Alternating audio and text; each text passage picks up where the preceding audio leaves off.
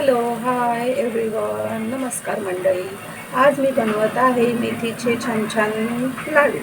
आता ते थोडेसे कडू असतात पण पौष्टिक असतात.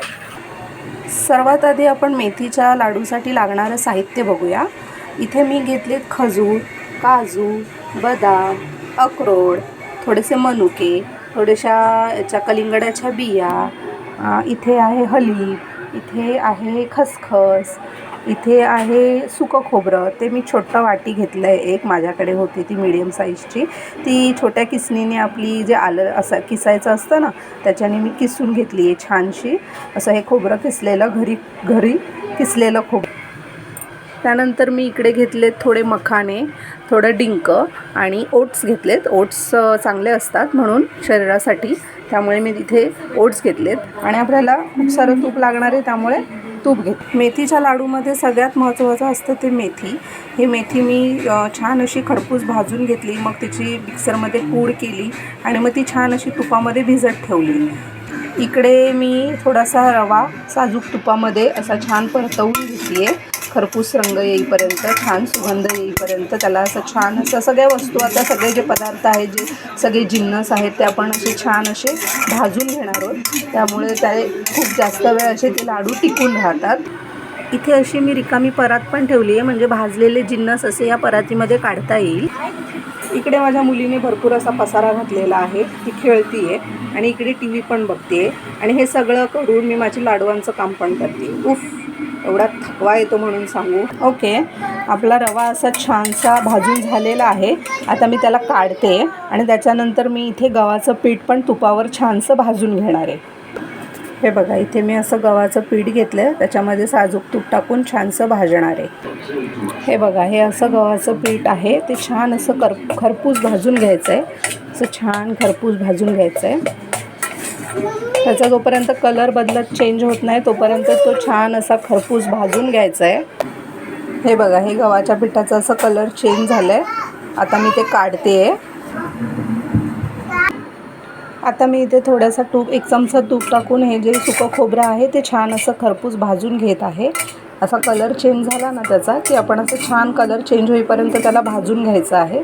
तुपावरच भाजायचं आहे, थोडं कमी तूप टाकायचं आहे, कारण की खोबऱ्याला जास्त तूप लागत नाही आणि ते छोट्या किसणीमध्ये किसल्यामुळे ते पटकन भाजलं जातं, त्यामुळे त्याचं काय एवढं हे नाही आहे.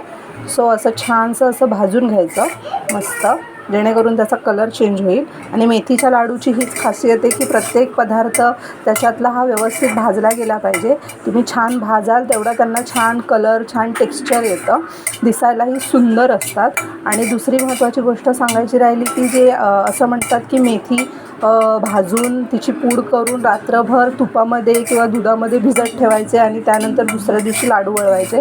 तर मला काय असं वाटत नाही की ते एवढे दिवस किंवा एक रात्र पूर्ण भिजवलं गेलं पाहिजे. ते तुम्ही हे सगळं भाजेपर्यंत, हे सगळे थोडं छोटे तुकडे करेपर्यंत सगळ्यात आधी ते मेथीचे दाणे छान असं बारीक गॅसवर भाजून घ्यायचे, बारीक पूड करून घ्यायची आणि ते तुपामध्ये भिजत ठेवून द्यायचं. आणि बाकीचे जिन्नस आपले भाजून होईपर्यंत ते छान तुपामध्ये मुरलं जातं आणि शेवटी आपण ते टाकलं की छान चव येते. कडवटपणा थोडासा, म्हणजे मला तरी कडवटपणावालेच लाडू आवडतात. खूप असे गोड गोड किंवा मेथीचं जराही ते बोलतात ना टेस्ट यायला नाही पाहिजे असे लाडू मला, मग ते गंमत नसते ती खाण्यामध्ये. आपण जे बोलतो की मेथीचे लाडू हवेत खायला, सो जर तुम्हाला तसे मेथीचे लाडू हवे असतील तर मग तुम्हाला इन्स्टंटवाले असंच करायला लागेल की ते इन्स्टंटमध्ये भाजा तुपामध्ये, जोपर्यंत आपले सगळे जिन्नस भाजून होत नाही तोपर्यंत ते मुरत ठेवा. तसं केल्यावर पण खूप छान लाडू होतात. तो फायनल लूक तुम्हाला मी दाखवेनच त्याचा. हे बघा, हा आपला, आता मी एवढं बडबड करेपर्यंत आपल्या खोबऱ्याचा किसचा कलर छान असा चेंज झालेला आहे. खोबरं ऑलमोस्ट भाजून झालेलं आहे. आता मी त्याला काढून घेते. खोबरं भाजून झाल्यानंतर लगेचच मी काजू, बदाम, कलिंगडाच्या बिया, अक्रोड हे सगळं असं एकत्रच भाजून घेते. वेगवेगळं भाजायची गरज नाही. थोडंफार खरपूस ते होतं, आपली कढई तापलेलीच असते त्यामुळे ते लगेच भाजलंही जातं. सो तुपामध्ये हे सगळे जिन्नस मी एकत्र भाजून घेतलेत. फक्त खारीक आणि मनुका हे दोन्ही वेगवेगळे मी भाजून घेते, ते एकत्र नाही भाजता येणार आपल्याला. हे बघा, मी आता खारीक भाजायला टाकलेत आपले छान असे, ते पण असे छान खरपूस असे भाजले गेले की मग आपण त्यांना पण काढून घेऊया. मीडियम आचेवरच ठेवायचा आपला गॅस, त्यामुळे ते छान भाजले जातात. कलर पण छान चेंज होतो, टेक्स्चर पण छान येतो त्यांना. आणि वास जो तुपाचा खमंग जो वास येतो ना, खूप छान येतो. हां, खूपच छान येतो. हे बघा, ह्या अशा प्रकारे असे छान असे भाजून घेऊया आपण. असं भाजलं गेलं छान की त्यांना काढून घ्यायचं.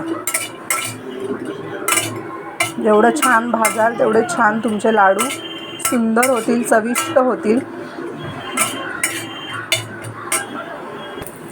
हे मनुका टाकलेत मी आता. हे मनुका पण छान तुपामध्ये आहे ना, सुंदर असे फुलतील. छान असे असं तूप लागला की छान असे फुलतात ते. त्यामुळे हे मनुका बघा, हे असं टेक्स्चर होतं त्याचं. छान असे मनुका असे भाजून घ्यायचे आपण. हे बघा, हे मनुके असे मखाना असे छान तुपामध्ये खरपूस भाजून घेणार आहे. तुम्ही जेवढं मखाण्याला तूप द्याल तेवढं ते असं ॲब्झॉर्ब करून घेतात आणि मग ते छान असे कुरकुरीत होतात. तर आपण असे मखाना टाकून तूप त्याच्यामध्ये सोडलेलं आहे. आता ते असे कुरकुरीत होत आहेत आणि मग मी ते काढून घेते आहे.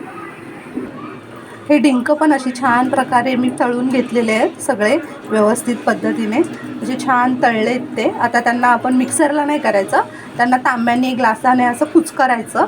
मिक्सरमध्ये केलं की त्याचं पाणी होऊन जातं. हे सगळ्यात शेवटी जी मेथी भिजवली होती ती सगळ्यात शेवटी गॅस बंद करायचा आणि जी तापलेली कढई असते त्याच्यामध्येच तिला छान परतवून घ्यायची.